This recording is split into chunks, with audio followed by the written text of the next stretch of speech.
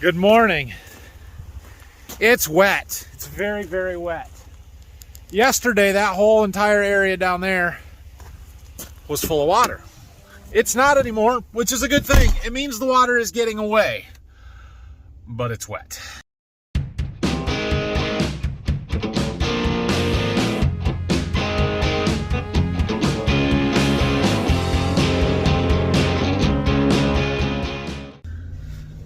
So we had about 2¼ inches of rain over the weekend, Sunday and Monday. Started Saturday night. It's wet. 2¼ inches doesn't sound all that terrible, except for the fact that you couple it on the fact that we were already wet. We had 0.7 of an inch on Wednesday night, Thursday morning. And we were wet before that as well. I was looking through some historical data on our weather station, and since the 21st of September, today is October 25th, I believe, 26th.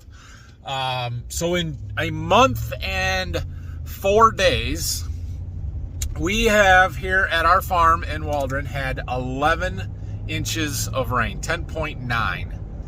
At our farm in Berkey, it is 11.2, a little bit more. But in Berkey, if you go back 2 months to August 26th, which is when we had a huge rain down there that we completely missed here.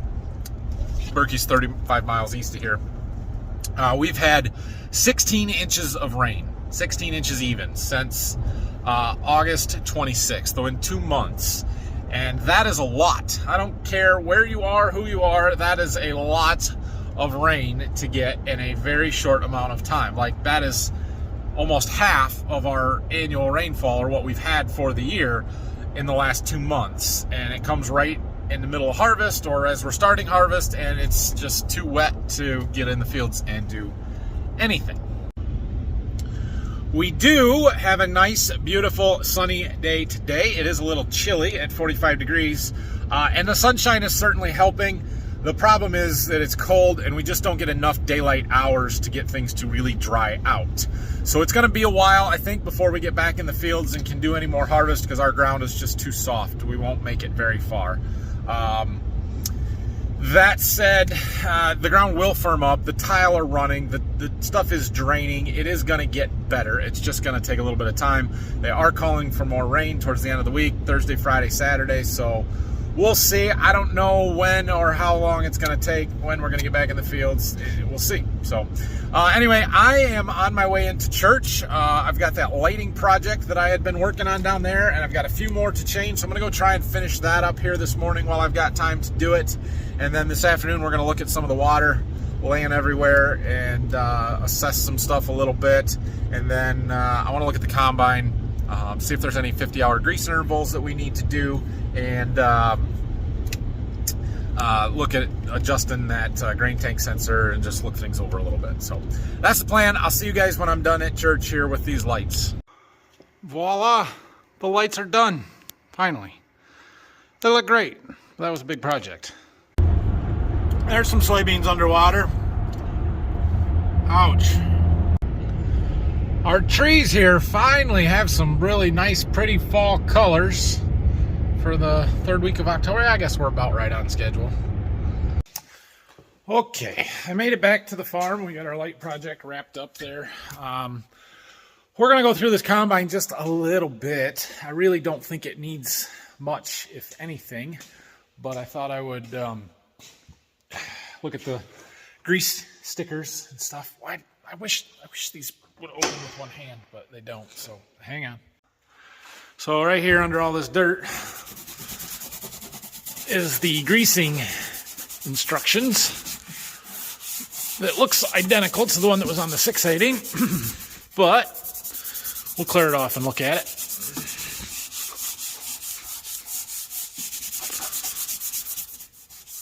Most of the grease zerks on the combine are 400 hours, which for us is annual.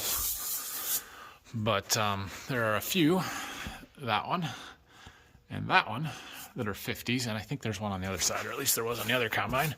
Here's another sticker. These are 200-hour greasing. We've got about 52 or 53 hours on the combine right now, so time for the 50s. Here's the sticker for the other side of the combine. There's a couple right there that are 50-hour. Those are on this pulley that drives the fan. There's another one there that's a 50-hour. These are rear axle. We'll take a look at those. I think the book actually says those are 200 or 400 hour, but if you're in muddy or severe conditions, they're 50 hours, and we're about to be in muddy and severe conditions, so we might hit those. Right there is one of those 50-hour grease zerks, and this is the belt that drives the rotor, and it's a variable speed deal, which is why it's a 50-hour, because it has to be able to move. So yeah, I'm gonna have to hold it. There are two on these rear axles, one right there and one right there. Okay, I got the ones on that rear axle.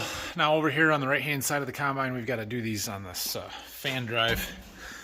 And somewhere right in here, there's one right there, and there's another one on the other side.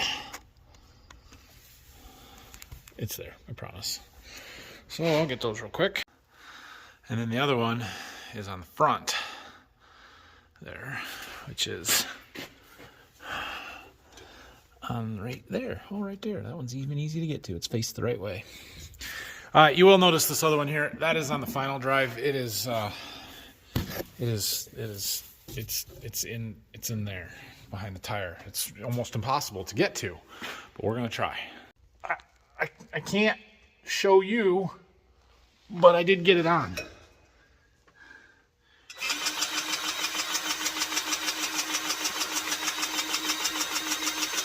That'll be enough. Let's see if any of it actually went in. No, it did not. So now I gotta try and hold it and reach in there. Fun. I need a rag. Okay, I was able to get both of the final drives to take grease. I have been through numerous different grease gun tips. This one here, I mean, that's your basic, as cheap as it gets, grease gun tip. That it works as long as I can hold it tight. We've had this one on there. I like these locking styles for a while, and then they start leaking. I've tried Lock and Lube. I've tried that brand. I've had a different brand. I bought this one at Rural King the other day. I haven't tried it yet. Who knows? It's probably no better, no different.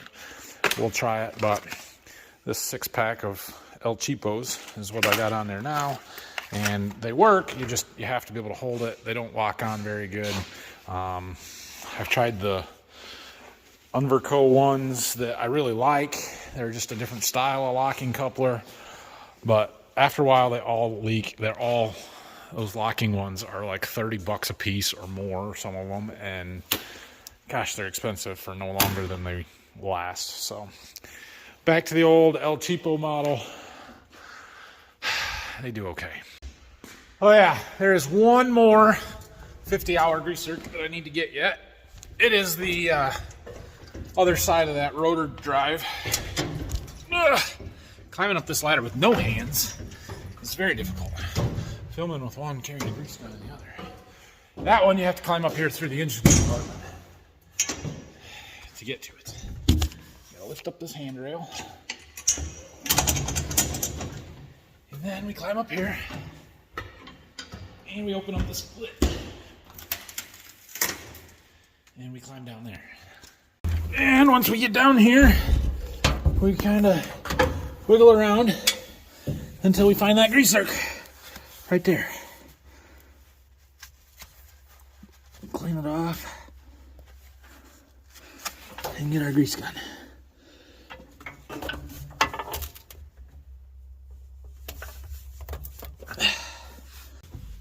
Oh, it's so dirty already. Oh, looks the same as the other combine from up here.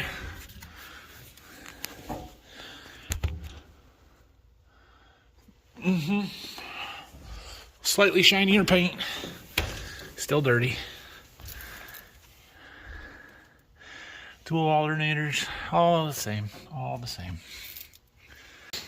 Well, I've got stuff opened up to get up here. I'm gonna open the grain tank covers. So I gotta start the combine up to do that, but we can adjust our full grain tank sensor a little bit more. It's close, it's gone off a couple of times, but usually when it's going off, I'm spilling corn or beans out the front, and I've spilled beans and corn out the front without it going off, so I'm gonna lower it one more notch. We can clean some of the trash out of my cab too. We'll watch this. I don't think it will hit anything, but we'll just watch it just in case. I can wash my windows off a little bit too while it's open. All right, we're good. Okay, so here's the inside of a grain tank on a John Deere combine. See those little silver pads? Those are our weigh pads for the yield sense system that is supposed to calibrate the yield monitor, or not yield sense, active yield, that's supposed to calibrate the yield monitor. That hasn't been working very good for me. I don't think that step was there on the 680. Handy. Anyway, right there is the paddle sensor for the full grain tank. So this one here, when the grain hits that, it's the 3/4 one, which on this combine it seems to be about 58% is what it says on the display. And then when it gets to this one, you're full. The problem is the grain is spilling out there before it hits that. So we need to lower it a little bit, and you'll notice there's a bunch of holes in here. We're gonna move it down to this one. It was up here when the combine came. I already lowered it twice. We're gonna go another one. There, so we'll try that. There are a couple of companies that make some extensions for these grain tanks. I believe one company's got a fabric, whoa, don't fall, a fabric thing that, I don't know, somehow attaches up here and kind of goes all the way around to the other side. There's another one I've seen that's got fabric that goes in the corners, and then they've somehow got something that flips up vertical here, it's plastic or whatever.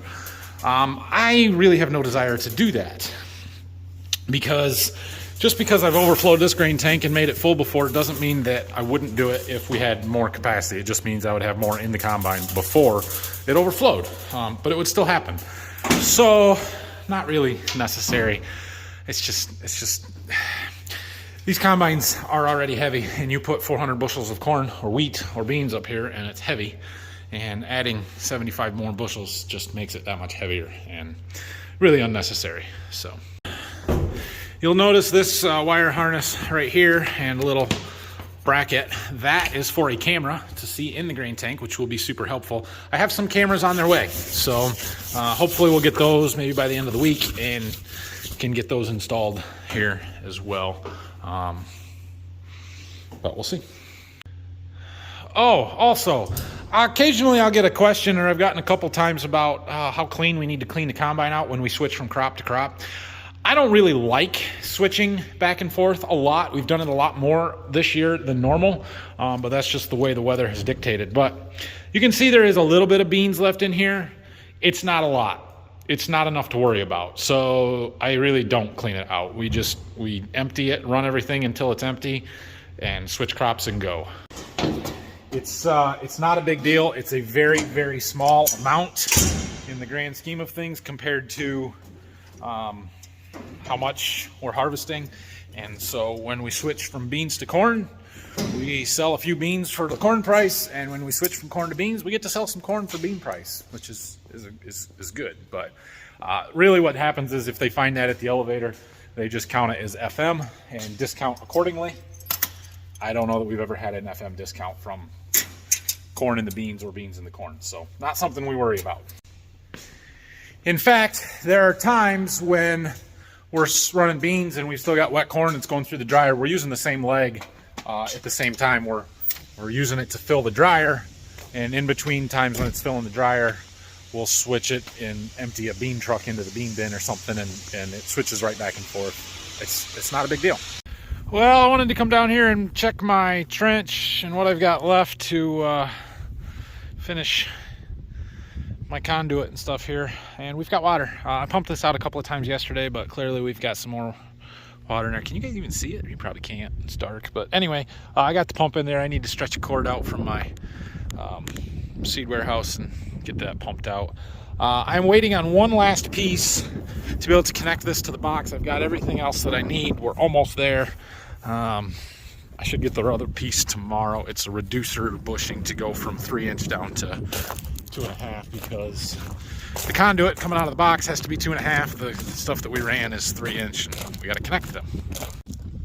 That can pump for a little while. I'm gonna come look at my grass over here and see. I'm hoping tomorrow I can dig another trench. So I'll show you what I want to do here. So my idea is to put a water hydrant right there in that corner, right by the door, just off in front of that wall somewhere right there. And so I need to get a trench dug from there all the way up to the side of the house over there where I can get in through the wall to the basement where all the water stuff is going to be. I also need a gas line to come from that same spot right out through here over there where my propane tank is going to be. It's going to sit right over here by the barn, with the idea being that it's easy in there. So if I ever put heat, or when I put heat in the barn, we're nice and close here. It's not so, it is kind of in the line of sight from the house, but we can plant some brush or trees or shrubs or something there. And that's the idea anyway. Still a little soggy in here, a little muddy here from up to there to the house, but it is just starting to get dry on top there, so we might be able to dig tomorrow. The wind and sun, and that's helpful. All right, let's go drive around a little bit and see what we can see for water. So I told you this morning, but all that low ground down there was full of water yesterday. There's just a little bit left right down there in the bottom. There's a standpipe by those trees there. That's the top of the outlet, and like we're right on a watershed break here. The water that on the east side of the road goes east, and on the west side where I was at over there, it goes west to the St. Joe River. So things get away from here faster than basically anywhere else, but you can see there in the neighbor's field, there is some pockets of water yet. There's some water in our wheat field. There's some water down there. It just takes time. Here is one of our wheat fields, surprisingly one of our better looking wheat fields, at least on this side. It's a little streaky and a little yellow, but I think it'll be okay till you get over here, and then there's some thin spots, and I just don't know if they're gonna fill in very much or not. I hope that they do a little bit, but we'll have to keep an eye on things and see what happens. You can see all the trash floated up there where there was a bunch of water. That's all gotten away. We got a duck pond over here. Whew. And this is one of our fields. That green is all volunteer soybeans. All volunteer soybeans. Ay, ay, ay. Oh, look at that. Water, water, water. You can see up here is those piles of wet lime that has not gotten spread, and it's not looking good to get spread anytime soon. Oh, that's not gonna be good. Oh, the water's over the road a little bit here. That's a lot. Here's another wheat field of ours. I think this was planted like the 18th or 19th of September, the very first planted stuff, and it looks decent. Like, it's got a good stand. That field's gonna be probably our best wheat just because of how good it looks already. So that's good. There's a little bit on this north side here that was planted later. It's filled in pretty good, actually. That doesn't look too bad. That field will be okay. This is one of our cornfields. That's corn on corn there that's still standing. That hybrid stands really well. It all looks great from here, so it's gonna be a while, but it'll be okay. Now we're getting down towards the river here. Oh man, that field is green. Look at all of this water though. There was some wheat planted out here. There's not anymore. Well, there is, but a lot of it's underwater. Actually, I think the water level has gone down. It was pouring out of the bank of the river here yesterday. You can see this field here we've got that is almost completely underwater. There's 15 acres in this triangle field right here in front of us, and you can't see any of it. Oh, I take that back. There's some dirt. It's not dry dirt, but it's dirt. So it's 14 of the 15 acres is underwater. That's our wheat underwater. There's a creek. There's more water. There's some hunters who have decided that it is a good idea to drive back there. Oh, it looks like he's stuck. Brilliant. See that? See that truck there? I don't think he can move. Ay, ay, ay. Some people. More wheat underwater. Streaky wheat, water pockets. It's not great. So about this wheat crop, we got, I don't think we got quite 3/4 of the wheat planted that we wanted to, 2/3 maybe, but we're done. There's not going to be an opportunity to plant any more wheat. We like to plant wheat the last week of September. We have and will plant wheat as late as the 20th to 25th of October, like right now. But after this, it gets pretty iffy as to whether it's going to do any good or not. There are people that have planted wheat in November, and as long as it sprouts and germinates in the fall before it gets cold, it'll be okay and it will produce. It's just not going to have the same yield potential. And so I think our plan moving forward for what we're going to do here is, if these spots ever dry up and firm up, we will try and patch them in. We've got a little bit of treated wheat left that we can do that with, but that's going to be the extent of it. We aren't going to plant any more fields or do the rest of what we had at one time intended to do or thought about doing. So kind of stinks, and we're going to be down on wheat acres for next year, but at least we got some planted and we will have some.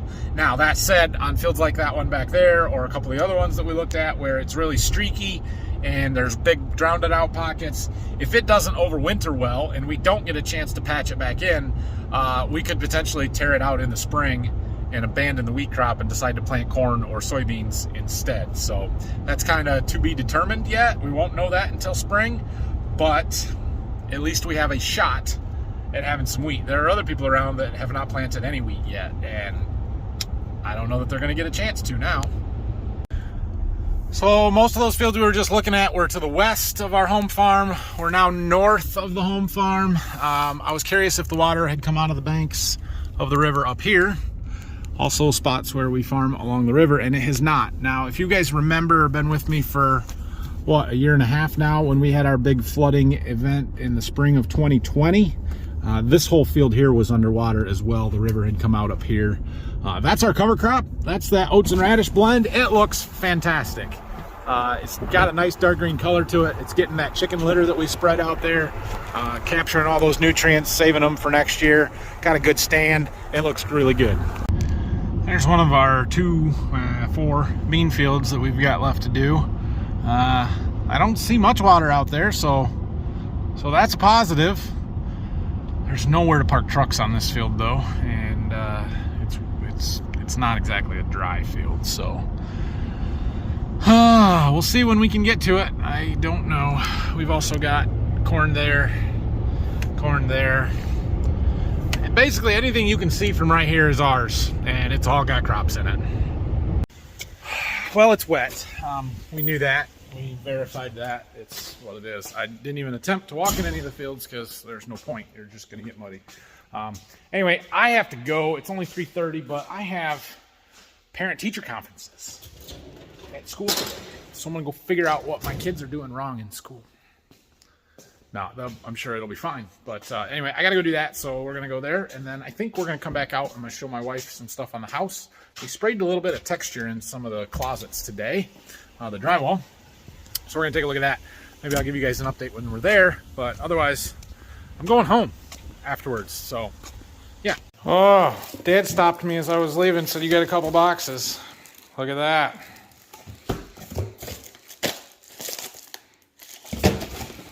There's one. And there's 2. These are my cameras for the combine. We're going to talk about these tomorrow. Or sometime.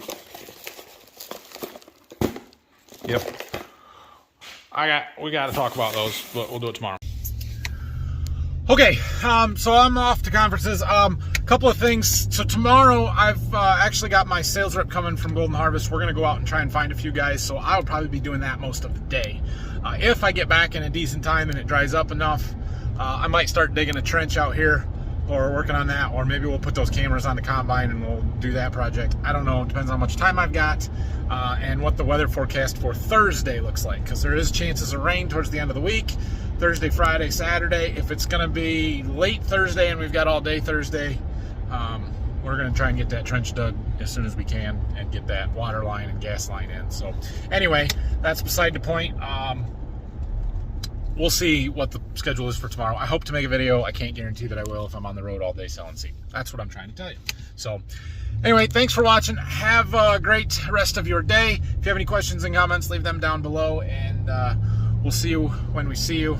Don't forget to hit that subscribe button for me, please. I would appreciate it. Thank you.